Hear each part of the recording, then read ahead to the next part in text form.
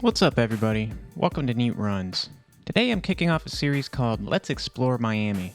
In this series, we're going to get to know Miami very well, from the vantage point of Miami's trails, sidewalks, bike paths, parks, just whatever other generally pedestrian-friendly surfaces you can think of. That's what we're going to explore. I'll be taking video the whole time, and I will provide commentary of what I find there. So if you want to explore Miami, or if you just want to virtually explore Miami, you can watch these videos as a good first step. The first place we're going to be exploring in this series is the Rickenbacker Causeway. The Rickenbacker Causeway connects the neighborhood of Brickell within the city of Miami to two barrier islands called Virginia Key and Key Biscayne. The total length of the causeway from start to finish is 5.4 miles. It's primarily a toll road used by vehicles to access the two barrier islands, but contains bicycle and running trails that span the length of the entire causeway, as well as public beaches and many other scenic attractions. In this video, I run the first half of the causeway up to the Virginia Key and explore the abandoned seaside auditorium on the Virginia Key before I head back.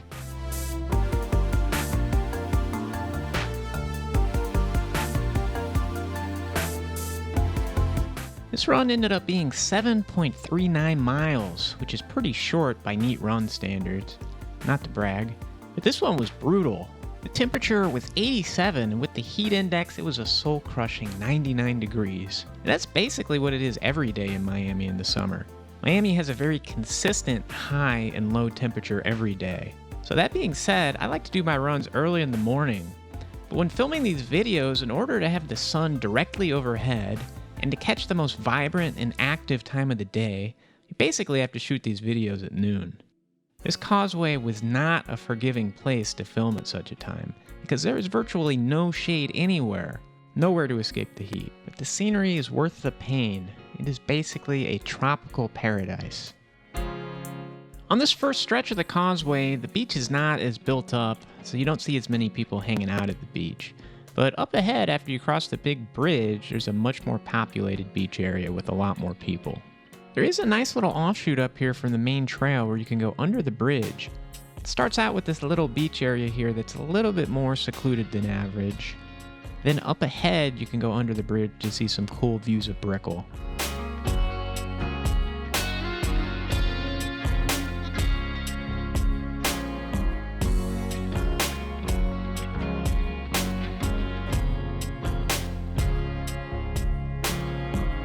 Up here under the bridge, you might see some fishermen, might see some boats, but definitely see some cool views of Brickell and Dodge Island, where the cruise ships live. It's a nice place to get some shade and see some cool sights before you tackle the huge incline that is the bridge.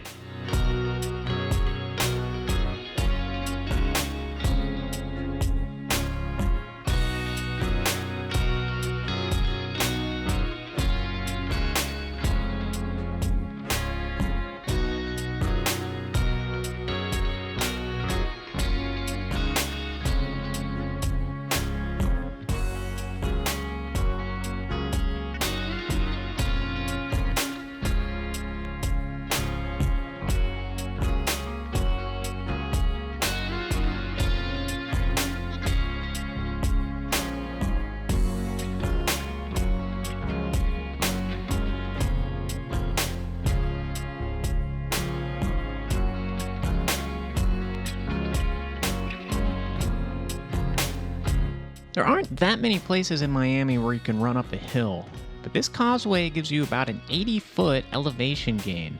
And this is both a blessing and a curse because this is an out and back run, so by default you get to hit this thing 2 times. It could be a little bit soul-crushing, especially on the way back, but up at the top you get some great views for sure. If you're out here on a weekend, you're definitely going to get some cool views of boats passing under the causeway like you see here.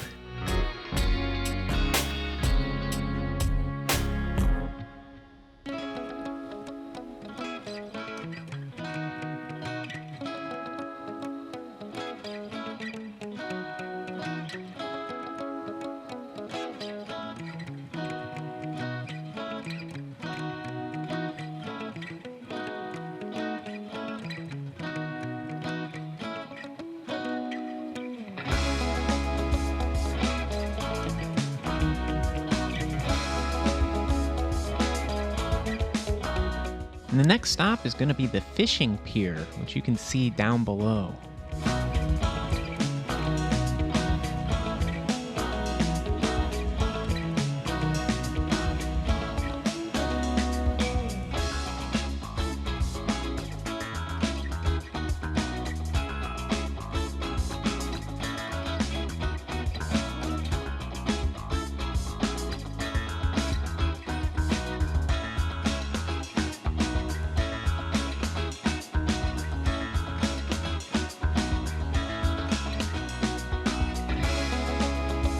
Here we are at the fishing pier.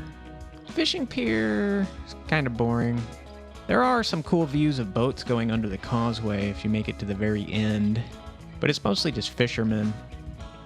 Not much to see here.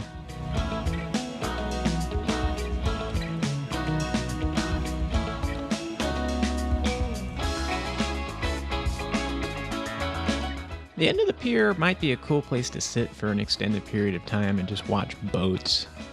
I didn't want to take too much of a break here because I'm out on a run, but I could see this being kind of a nice spot to chill. It's a quarter mile to the end of the fishing pier, so running to the end and back is a half mile. So not too far, but it's hot, there's no shade. If you're not doing too many miles, you probably just want to focus on the beaches, but if you are trying to beef up your mileage, the fishing pier is an okay place to do it.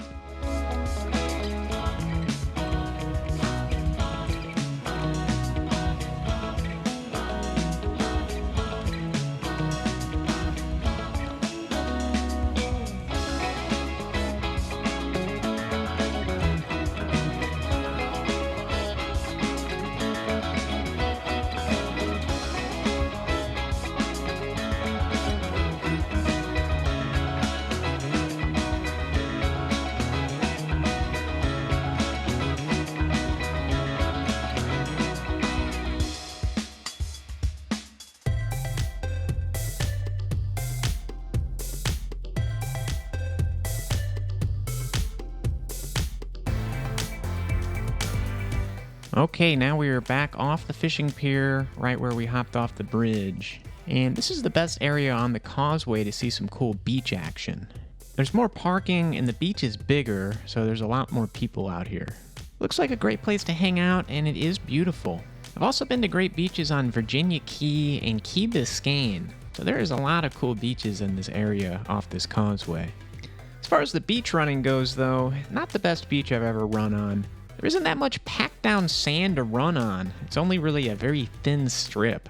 So you can run on either the very difficult loose sand or risk getting your feet wet just kind of running in the water. Really wasn't too bad. It's good for a short stretch of beach running, but I've definitely been to other beaches that have a lot more packed down sand that's easier to run on.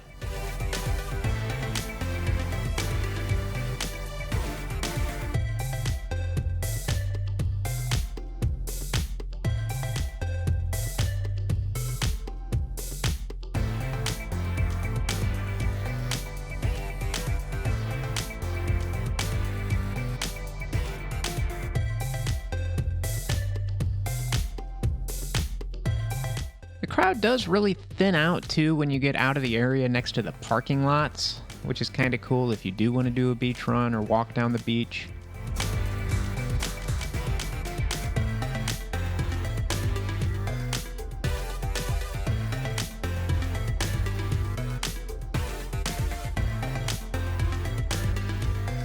My goal here was to get to the 2.6 mile mark on the causeway where they have a pedestrian crossing that goes over to the north side. Then on the north side, I'm going to be exploring the abandoned Marine Stadium. Since that crossing is coming up, it's time to get back on the bike trails and look out for it. One of the painful parts about running here is that the 4 lanes of traffic separating the trails on the south side to the trails on the north side are really tough to cross. The only pedestrian crossing is this one that's 2.6 miles from the start of the causeway. You might have to sit and wait a while. Not that there are that many great reasons to cross the road, but we're about to explore one of the big reasons you might want to cross, to look at the abandoned Miami Marine Stadium.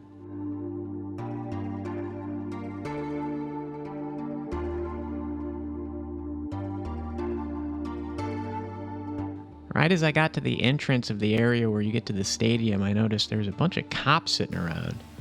I didn't know what the deal was, so I started filming regular speed, hoping to see something exciting. But it looks like it was just a routine traffic stop of some type. Not exactly sure, but nothing exciting to see. Then, as you cross this big vacant parking lot, you get to see your first views of the stadium. Looks sketchy, but it also looks really cool. You can see there's a lot of cool graffiti. I noticed there was a lot of waterfront area to the side of the stadium, so I decided to go check that out.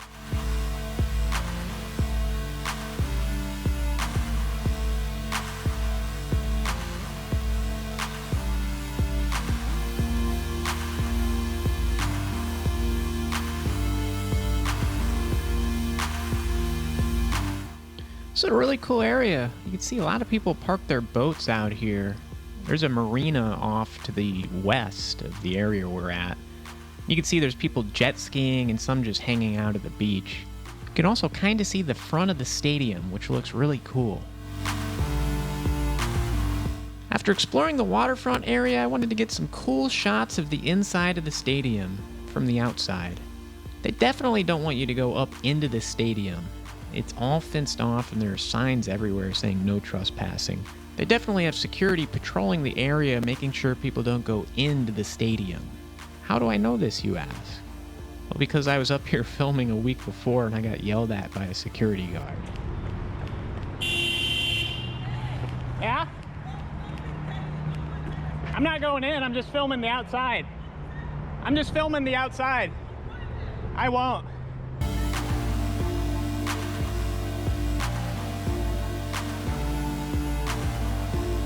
They must have thought I looked suspicious with my camera. So knowing the rules, I did my best to get some good shots of the outside of the stadium. There's a lot you can see from the outside. I mean, you don't really have to go in to see all the cool graffiti.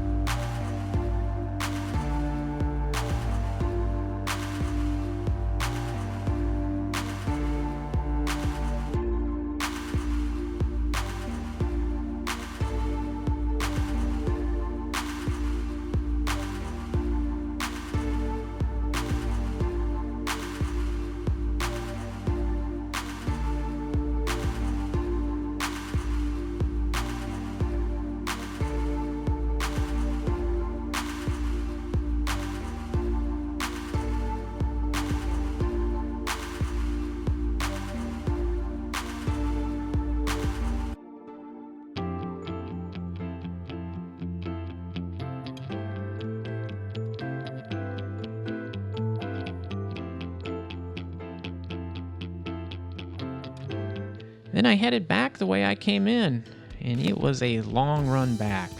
Like I said previously, this was during the high temp of the day, so it was around 100 with the heat index, and I was tired at this point. But I found that with the right planning and with the right gear, you could do long runs in the extreme heat with little issue. On runs like this, I take a hat, sunscreen, my Osprey Hydro Pack with ice and electrolyte supplements in it, and a towel of some kind. I learned pretty quick that in Miami, you need not only water, but also electrolyte supplements if you're running any type of long distance. I also try to pack as much ice as possible into the water in my Hydro Pack before any run. That helps me to keep my body temperature down while I'm out there running. Also, when I'm not filming, I take a hand towel with me in my right hand so I can wipe off sweat as I run. If you're totally saturated in sweat, your body's cooling strategy of letting the heat and water dissolve off your skin isn't going to work very well. So if you're able to dry yourself a little bit with a towel as you go, you can dissipate more heat. The strategy is not really available to me though when I'm carrying the GoPro, but it's something I normally do. Is this scientifically proven to work? I don't know, but do I think it works? Yes. Between those two tricks, I can run slowly for very, very long periods of time, even in extreme temperatures.